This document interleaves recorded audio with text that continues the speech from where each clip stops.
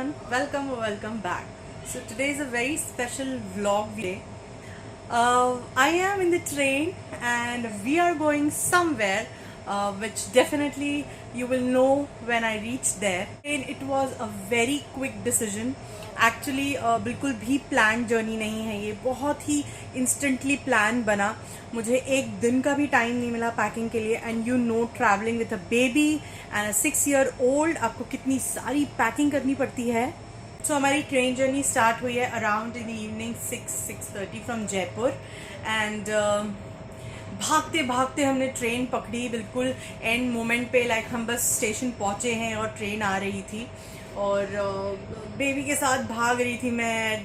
बहुत सारा लगेज था और Delisha was also there. And but yes, इतने दिनों बाद एक हॉलीडे लेना, I know it's risky, but yes we have booked this seat which is really good and it is risky but we are taking all the precautions. हमने पहले पूरा seat और सारा एरिया ट्रेन का सैनिटाइज कर लिया था before sitting on the seats और touching any of the surfaces.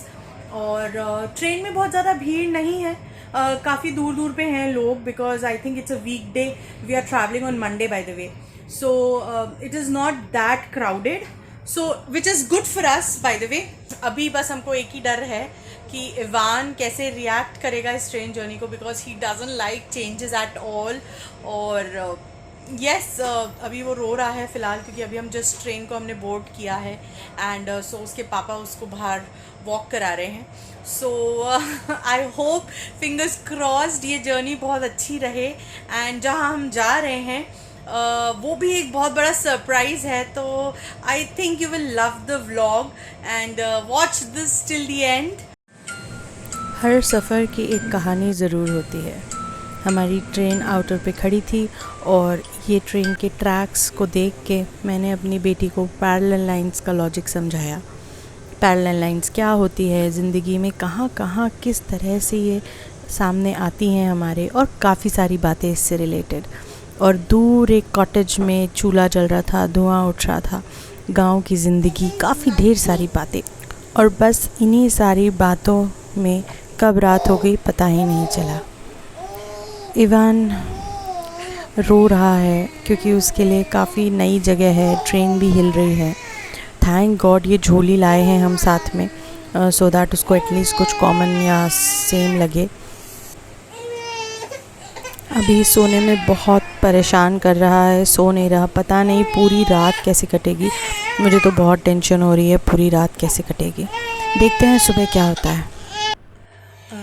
जो रात थी वो तो अच्छी गई फाइनली. इवान ने परेशान नहीं किया जैसा हमको एक्सपेक्टेड था. मे बी बिकॉज उसकी झोली थी और वो हमने सारी रात उसको उसी में सुलाया था और जब भी थोड़ा सा रोया था तो फिर उसको हिला देते थे बीच बीच में. तो काफ़ी अच्छा था, मतलब रात तो काफ़ी अच्छे से निकल गई.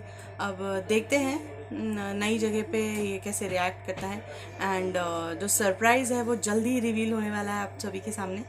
So stay tuned. इन दोनों को सुबह ऐसा देख के मुझे अपना बचपन याद आ गया. कैसे गर्मियों की छुट्टियों में नानी के यहाँ जाते थे ट्रेन से, कैसे वो फ्रूटी और चिप्स खाने मिलते थे ट्रेन में. So finally we have reached the station and we are in Jabalpur. Yes, finally we are in Jabalpur. अब क्यों, क्या कारण है, वो तो मैं अभी आपके साथ जल्दी शेयर करती हूँ. So we are doing auto ride because हम इवान को फर्स्ट टाइम ऑटो में बिठाना चाहते हैं और उसकी रिएक्शंस देखना चाहते हैं. So let's go for auto ride. हम बस ऑटो के लिए वेट कर रहे हैं और ये आ गया हमारा ऑटो. मैं भी सच पूछिए तो बहुत दिनों बाद ऑटो में बैठी. इनफैक्ट आप बोल सकते हैं 1-2 सालों बाद मैं ऑटो में बैठी और डेलीशा को भी बहुत मज़ा आया ऑटो में बैठ के. अपने शहर में आने की खुशी अलग ही होती है ना. अलग सी गुदगुदी हो जाती है. जिन सड़कों से आपने साइकिल, स्कूटी, कार चलाना सीखी, जिस शहर में आपका बचपन बीता है, काफ़ी सारी यादें जुड़ी होती हैं. तो वो शहर स्पेशल तो होगा ही, चाहे वो बड़ा हो या छोटा. जबलपुर से भी मेरी ढेर सारी यादें जुड़ी हैं. तो यही कारण था कि कोई हमको रिसीव करने नहीं आया। क्यों? मैं आपको बताती हूँ। एक्चुअली मेरे घर पे अभी मम्मा पापा और मेरी नानी है। किसी को भी नहीं पता है कि हम जबलपुर आए हैं। उनके लिए एक टोटल सरप्राइज़ है ये। तो देखिए उनका रिएक्शन। बस अब हम कॉलोनी में एंटर कर चुके हैं and let's see there reactions. They absolutely don't know कि हम जबलपुर आए हैं। ये डलीशा खड़ी है बेल बजाने के लिए और now let's see how they react. अरे इकडे ये.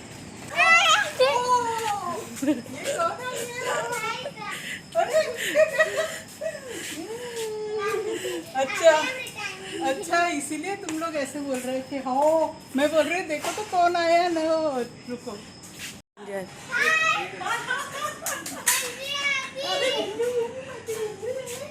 सरप्राइज दिया यार. अरे मेरा पाप बिल्कुल लग रहा था. देख रही थी.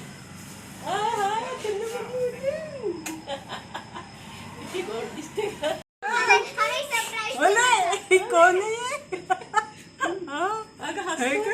काही ओळख आहे का? काही ओळख. अगं गुंजू सामान कोण आहे? कोण आहे? डब्बू आहे. ये डब्बू की सुश्रुत है. की सुश्रुत है.